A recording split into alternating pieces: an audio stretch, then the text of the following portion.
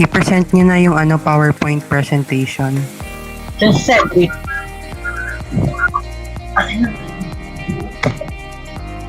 Pag pinesend ko yun na yung ma-highlight eh.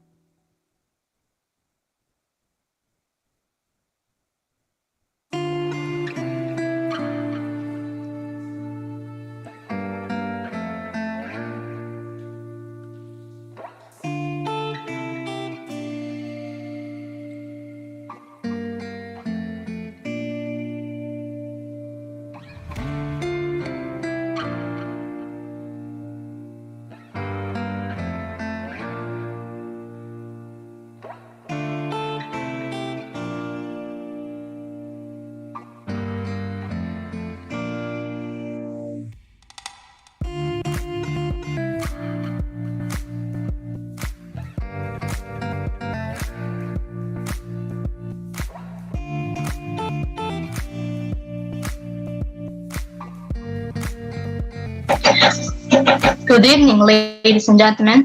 I am Francesca Nicole Espanola. It is my pleasure to be your moderator for this webinar.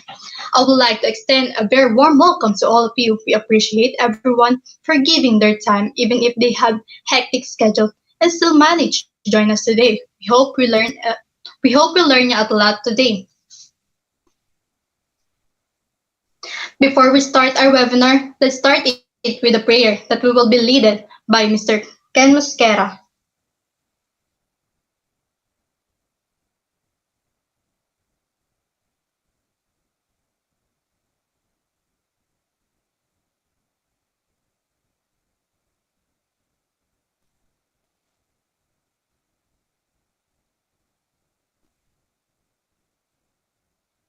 Our Father, who art in heaven, hallowed be thy name. Thy kingdom come, thy will be done, on earth as it is in heaven. Give us this day our daily bread, and forgive us our trespasses, as we forgive those who trespass against us. Amen.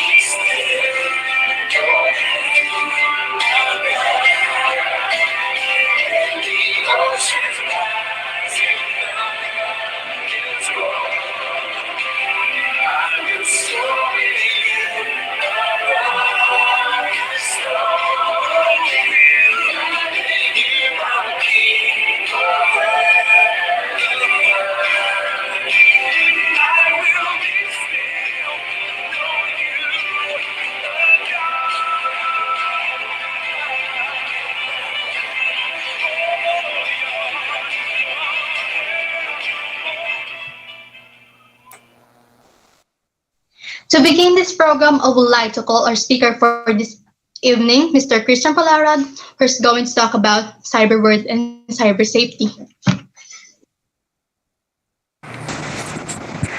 Thank you very much, Ms. Espanola, for that wonderful introduction about me. Again, my name is Christian Paralag, and I am one of the speakers that you will see for today's webinar. And I am so glad that you were here and able for you to gain a lot of knowledge on how to be safe and aware of the cyber world. Welcome to the webinar. Before we start our discussion for today, I want to ask a simple but a broad question. And the question is, do you think you are totally safe online? You are free to make a comment at the chat box in your screen. I will give you 5 seconds.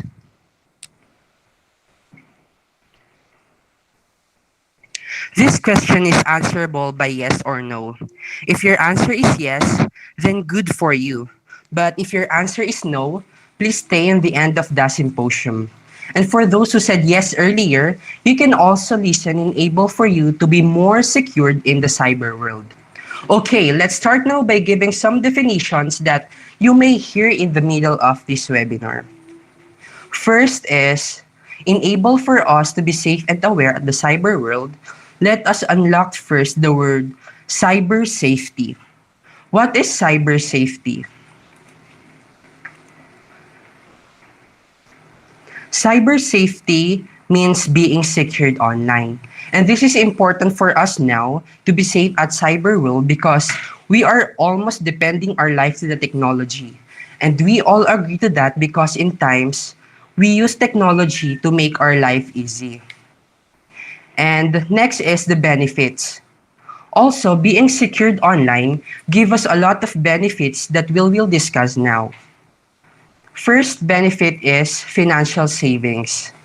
Recognizing the importance of online safety will help you enjoy the twin benefits of preventing theft and avoidance of unnecessary expenses on the remedial measures. We can avoid having some issues to the viruses that can attack the device itself. Also, we can avoid to buy new gadgets because we are being safe online. And that is a good thing because it lessens the possibility that there is a virus that can attack our computers or gadgets. Next benefit is the peace of mind. Accessing the internet without an antivirus program or opting for simple and easy to crack password is a virtual equivalent of going on a vacation without locking your front door. Can you imagine these things? By being only safe online will give us a free vacation without going outside because of the pandemic and without money involvement. That's why it is very important to have cyber safety to be safe and secured online. Next is Generation Z. The next is the people who are exposed in social media nowadays are included in Generation Z. So what is Generation Z? Generation Z are the track to be the most well-educated generation. Also, this generation has been raised on the internet and social media. We also call them as millennials because in this era, we evidently see that the technology is being advanced that only prove that this generation, which is Generation Z, are well educated in terms of technologies. And most of us, students and parents, belong to this generation. Next is cyberspace. And the world where social media and advanced technology located is what we call cyberspace. What is cyberspace? It is a world where it allows users to share information, interact, swap ideas, play games, engage in discussion or social forums, conduct businesses, and create intuitive media, among many other activities. It is the environment of the internet. And I know that you were very familiar with this world because we go there every single time. Every single time that we browse on our Facebook account. Every single time that we watch videos in YouTube. Also, by following our idols in social media platforms. For platforms, there are many platforms that cyberspace given to us, enable for us to communicate. First is Facebook. Facebook is one of the biggest platform in the cyberspace. And that's why you are here because you see the invitation from Facebook. Next is Instagram. Instagram is a media app where you can share your photos and videos of your daily lives. Next is Twitter. In Twitter, we can see the newest trend or the newest topic in our country. Next, for the last one is LinkedIn. It is a platform that gives us an opportunity to make a job. There are advantages and disadvantages of cyberspace. First, we need to talk about the advantages. Cyberspace has advantage to us in our daily lives. First is, It enriches the learning experience of children in every aspects. And we can see it now because we do the new learning modality, which is the online class. And it is very helpful for us to continue our education in times that we are facing a lot of problems like this pandemic, also the Wi-Fi connections. Also, in cyber world, we can search a lot of things that can be useful for us, both student and parents. That's why it provides an easy way of living. For example, shopping. There are many platforms in the cyberspace that gives us an opportunity to make an add to cart. If may kailangan tayo sa bahay, nang hindi na tayo lalabas, pumupunta tayo sa mga app kung saan nagbibigay sila ng opportunity para makabili tayo ng mga gamit. Next is the tutorial. There are many things that we want to know and there are many information about activities we want to learn inside the cyberspace. Third is the assignments. If we are given to make our research or assignment, we go to cyberspace and do it easily. Kasi sa internet or sa cyberspace, isang click mo lang, lalabas na lahat ng information mo to satisfy your research and assignment. Last is the communication. We can call and give messages to our loved one through cyberspace. If there are advantages, we can expect that there is a lot of disadvantages. That's why we are doing this webinar because there is a lot of victims of crimes happening in cyberspace and we call it as cybercrime. So what is cybercrime? Cybercrime is a crime where a computer is the object of the crime or is used as a tool to commit an offense. That's why we are here, because we want to help you on building a strong foundation to make yourself free from this crime. There are a lot of crimes happening in the cyberspace. First is cyberbullying. Cyberbullying is most common, especially among teenagers, because the technology has advanced. That's why DepEd helped us to educate people by doing these webinars, also by doing some campaigns. Next is cyber predators. Cyber predators are the individuals who commit sexual child abuse that begin or take place on the internet. That's why we need to be careful on what we do and what we send on the internet. Next is posting private information. It is unconsciously posting some information and important things to cyberspace that may use against us, or minsan tinatawag nila itong blackmailing. That's why I want you to think before you click and on everything that you share to the social media platform that you use. Next is phishing. They attack by stealing your data, including login credentials and credit cards number.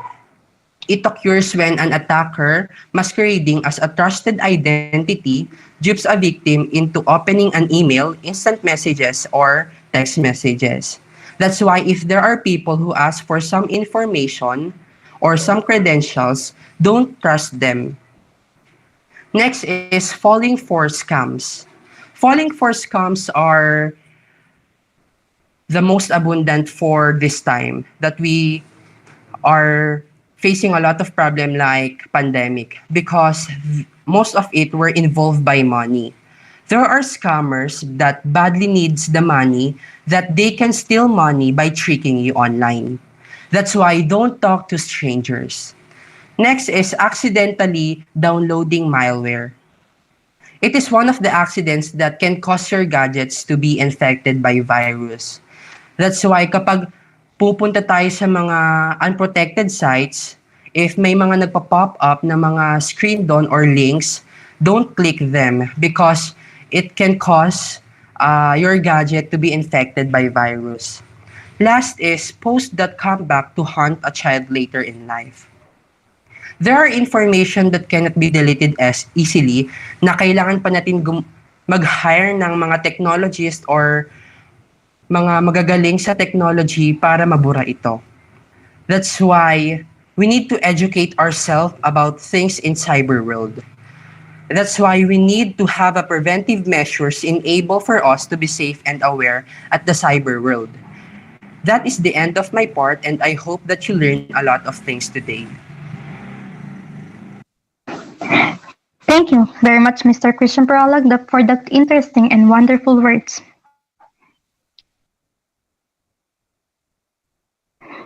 Ladies and gentlemen, it is a great pleasure for me to introduce our second speaker for today, who's going to talk about organization and government initiatives. And the acronyms of Use Words Observant is going to give us some ways that will help you cope and prevent bad things in the internet.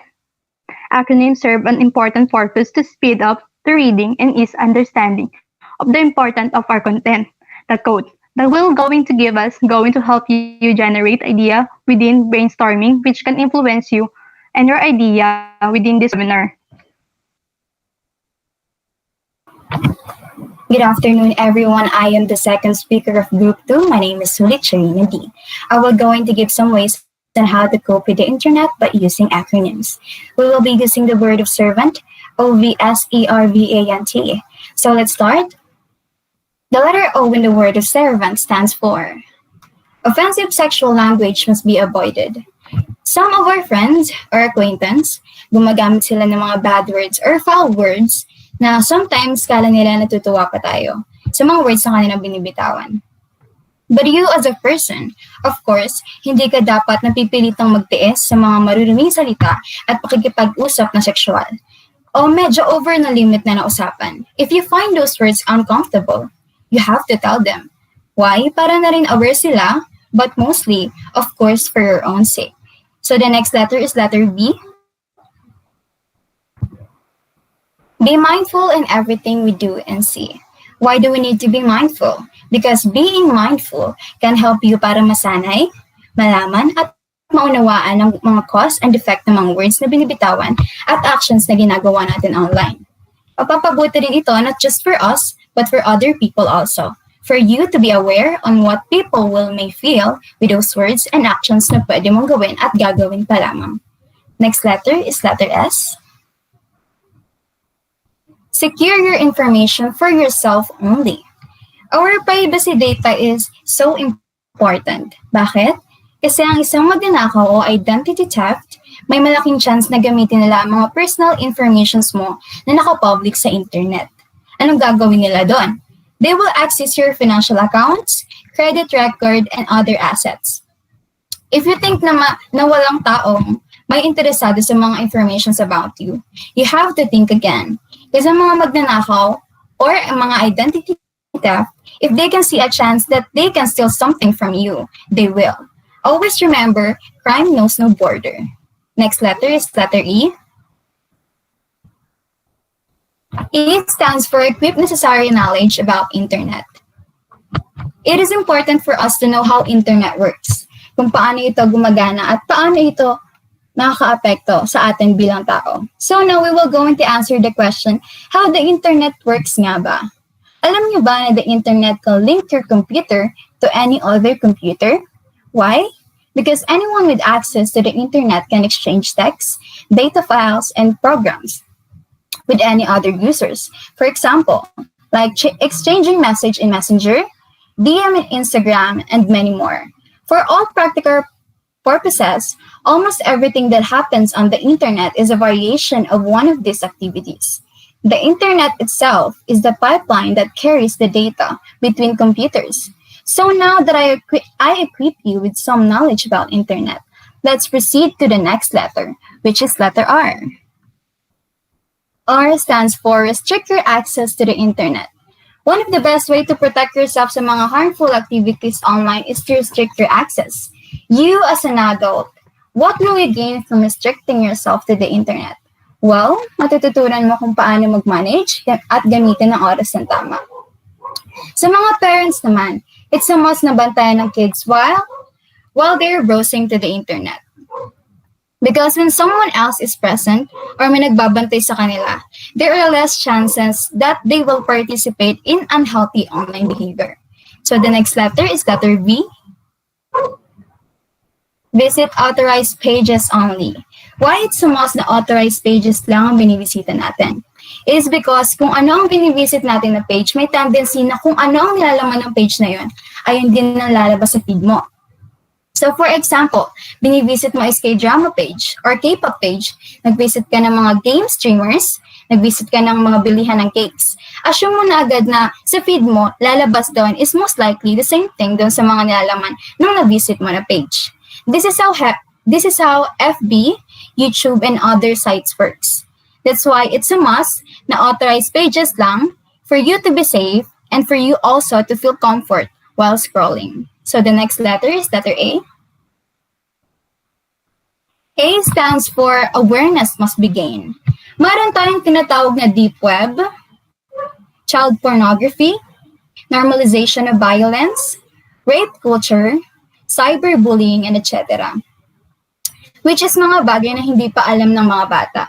But you as a parent or as an adult, you are obliged to guide and to distance them for this such kind of things. But the scary part is sometimes even adults are not aware or not taking cybercrime seriously, which may lead to hindi nila magagabayan ng maayos sa mga nakababata sa kanila or anak nila. Kaya gaining awareness is a must for you to be aware and to educate others also. So let's proceed to the next letter. Letter N stands for never post any confidential information. Be careful in anything that we post and don't and never try to post any confidential info. Kasi any person or individuals na have access to your personal data, pwede nilang ma-retrieve yung login information mo. And there's a tendency na pag na-retrieve nila yon, they'll gonna use your info to various websites or commit cybercrimes such as tax fraud. And while they are committing those cybercrimes, they are using your identity. Once na nakuha na isang identity theft, ang important infos mo, it will affect you longer than you thought it would. Both digital privacy and your reputation online. That's why you should never post any confidential info online. Next letter, letter T. Letter T stands for tell others about this kind of webinar. I know some people find this kind of webinar boring. But if you look at the brighter side, yung knowledge na magigain at ma-share mo sa iba is worth the listen and worth the watch. Always remember that there is no such thing as boring when it comes to knowledge. This is how we use the word of servant for this such kind of ways. Now let's proceed to the organization. So the first organization is the ChildNet International. So the ChildNet International is a non-profit organization. They're working with other organizations to help and to make the internet a great safe place for children. So the next organization is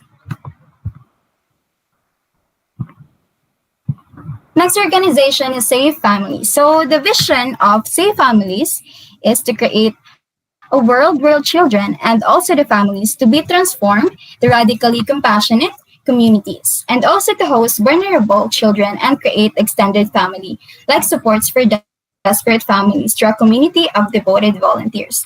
And those volunteers are the ones who are motivated by compassion to keep children safe and families intact. So before I end this lecture to the webinar, I'll leave a quote that I'm hoping to help you to be motivated and aware. The first quote is, technology trust is a good thing, but control is a better one. In Tagalog, ang pagtitiwala sa teknolohiya ay isang magandang bagay, ngunit ang kontrol ay isang mas mahusay. Second quote, you are an essential ingredient in our ongoing effort to reduce security risk. In Tagalog, mahalagang sangkap ka sa aming patuloy na pagsisikap na mabawasan ng panganib sa seguridad. And this is where this lecture ends. Again, I am Sharina Sulit, your speaker number 2. Maraming salamat sa pakikinig at magandang gabi. Thank you very much, Ms. Karina Sulit, for the interesting and wonderful words. Before we end this live, there's a question in the comment section.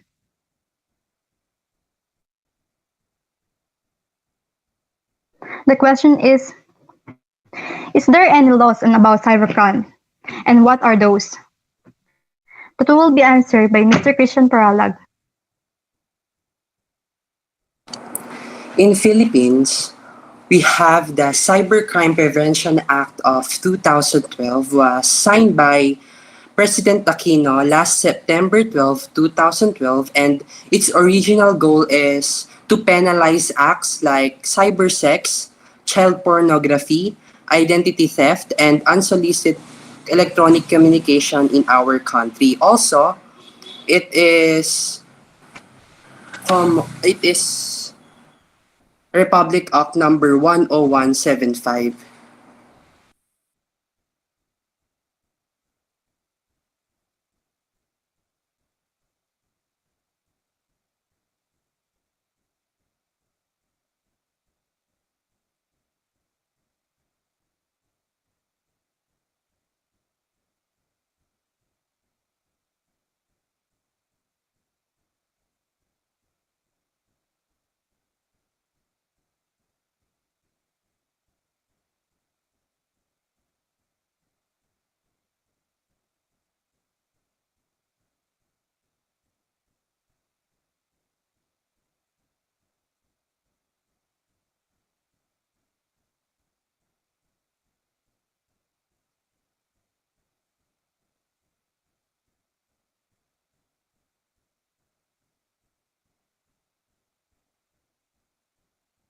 The second question is, do we have the right data governance strategy to minimize cyber risk?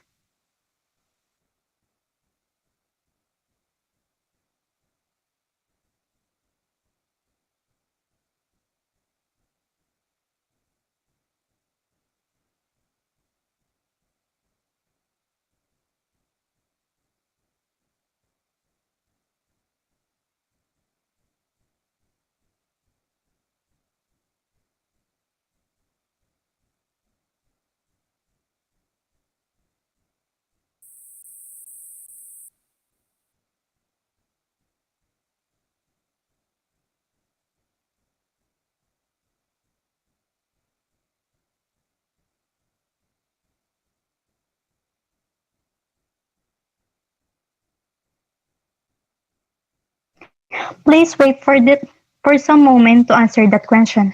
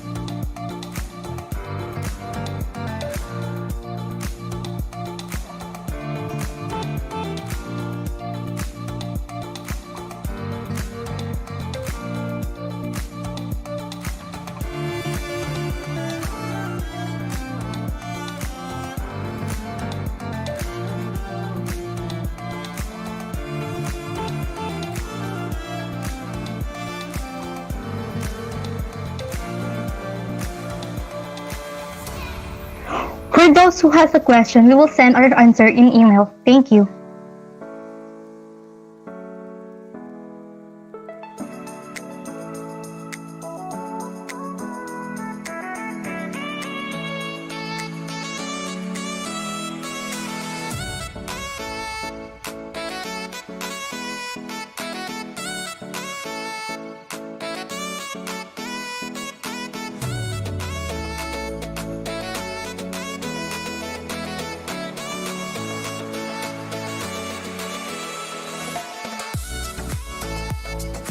Before we end this webinar, I would like to thank all of you for active participation in this webinar, and also I would like to greet Miss Desi Ann San Andres for his birthday today. I hope you enjoy this program. Have a nice day, everyone.